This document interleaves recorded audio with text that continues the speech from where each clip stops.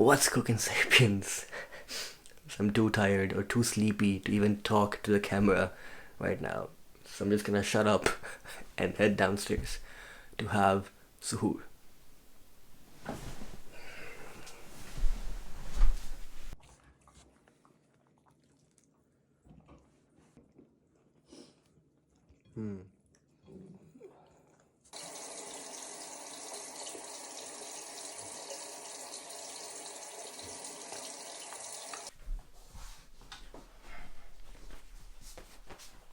It was actually one of those mornings or one of those suhoors where you're so freaking full from your iftar from the day before, that you literally have to just force feed yourself. And even though I tried force feeding myself, I was only able to have like half a roti.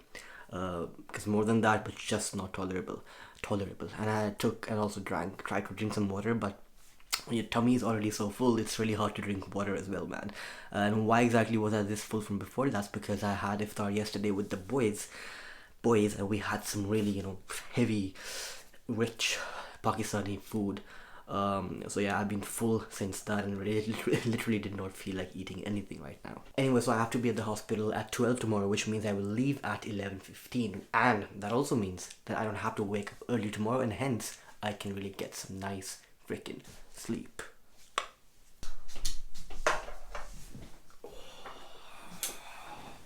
Oh, you know what? I cannot seem to remember if I've ever made a vlog on this channel where I was not running late, or where I did not have to rush to school. Well, it's raining. So today, guess what happened? I'm running late as well. And I'm not running late today because I had something important to do. No, I'm running late because I spent the last 45 minutes scrolling through TikToks and YouTube while laying in my bed. What is?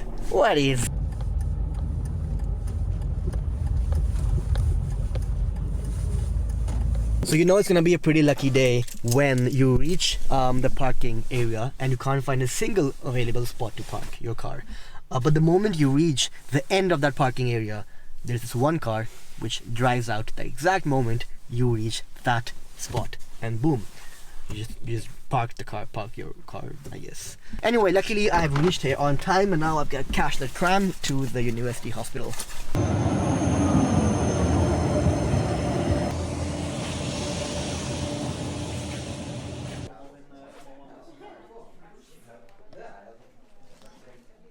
Now we finally have a 15-minute break, and this was actually quite amazing the way he was teaching. We're having a course on infertility, and couples who have problems with having a baby or conceiving. And it was generally quite amazing the way that he was teaching. It was interactive, active learning. I love it. And in case you don't know, this semester we actually have, it's our exchange semester, so we have a lot of international students. And introducing Jade. Bonjour. She's from France, from Paris, France. Lyon. Yes, you have a nose. Lyon? Yes. Lyon. Lyon. How's my French? How would you rate my French? Aggressive. Aggressive? I think that's a very good description. Aggressive. My friends, je m'appelle Aram. Je m'appelle Aram. Yeah. That sounds more like the language of love, like the city of love, Paris. But anyway, okay, so Jade, if you had to, if you have to say one word for Norwegian medical school, what would that be? If you had to describe it in one word. One word One to word. describe Norwegian school? Yeah. In French or in No, in Norwegian, so that people, in English, of course, so that people can understand. What would that be? Chill. Pretty chill. Pretty Like, chill, time. okay. Yeah. And if you had one word to describe me, what would you say? Fun. I'll give you $10 afterwards. And I've also changed my identity. I'm officially white now. My name is Hokon Yosang. What's your name now, by the way? Can I see? I'm Aram Sheikh. You're Aram Sheikh. YouTuber. Done for the day. And man, oh man, hands freaking down. This was the best course I've had in my 5 years of medical school. And that is because it was purely active learning. So for example, we were divided into groups, and then we had like a case, for example, and then we were to brainstorm as a group, like the possible diagnosis, which examinations we would take, like other procedures, which treatments we would give. And for every right answer, we would collect like chips, like poker chips. So by the end of the case, the group who had the most chips will sort of win. So it was purely active learning. There was no like lectures, no passive learning, passively sitting there and hearing the lecturer speak. So I mean, this was hands down absolutely amazing. And I just noticed my jacket looks so freaking weird, as if I'm like 6 months pregnant or something.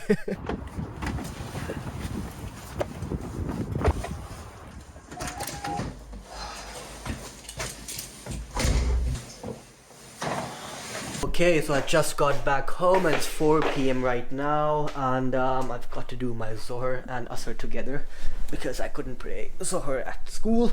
Anyway, so how exactly is my fast going right now or up till now? Well, to be very honest, it's going perfectly fine. I'm a bit hungry, not a bit, quite hungry actually, but water or thirst is not really a problem because, the thing is that every year Ramadan is moving like 10 to 12 days closer and closer to like winter time here in Norway or like around the world, which means that the days are also first of all getting shorter, and hence the duration of fasts is becoming less and less.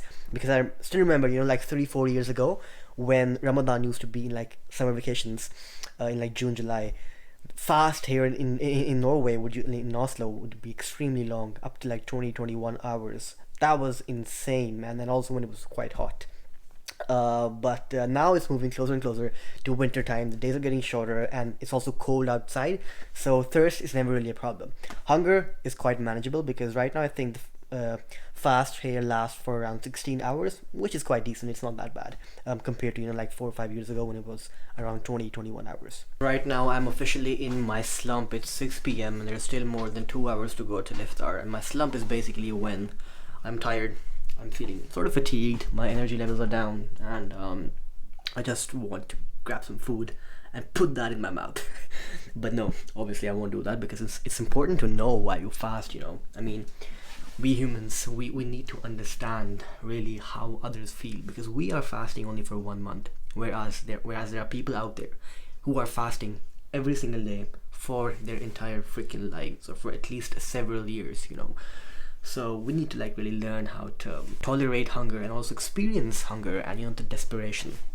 So it's important to remind yourself of why you're fasting all the time, whenever you start feeling lousy or hungry and all that stuff. Anyway, so I know that I should be studying because there is so much to catch up on, but I won't be doing that because I am in my slump. Instead, I will decide to do some sort of an activity which takes less of your brain juice, which consumes less of that brain battery. And I think maybe working on a video, like editing a video, I think it's a pretty like mindless task. I mean, I know by now I have edited like almost 140 videos. And the process has become much more automated, so I know what I'm doing without even thinking so much about it. So I think I'll just sit down on my chair right now and start working on a video.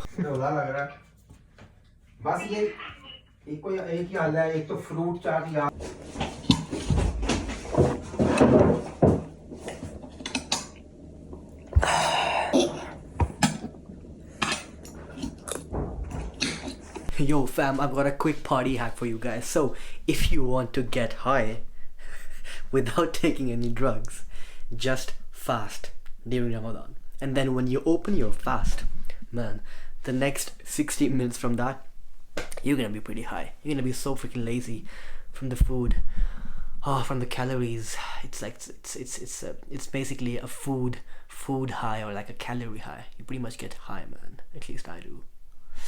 What is? Anyway, I have to get rid of my laziness or my high and head downstairs to pray Tarawih now. Whew. It's so freaking important to stay hydrated, man, and I prefer to drink water in a bottle because that really helps me to, keep track of how much water I've actually drank. I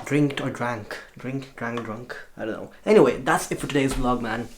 Done with the Tarawih, and I'm gonna just head straight to my bed, fall asleep, completely pass out, and here is a link to a whole playlist where you can watch more snippets from my daily life and medical school here in Norway. Thank you for watching this one. I'll see you guys on the other side, and please, man, just kiss that subscribe button. Just come on. Don't be like that.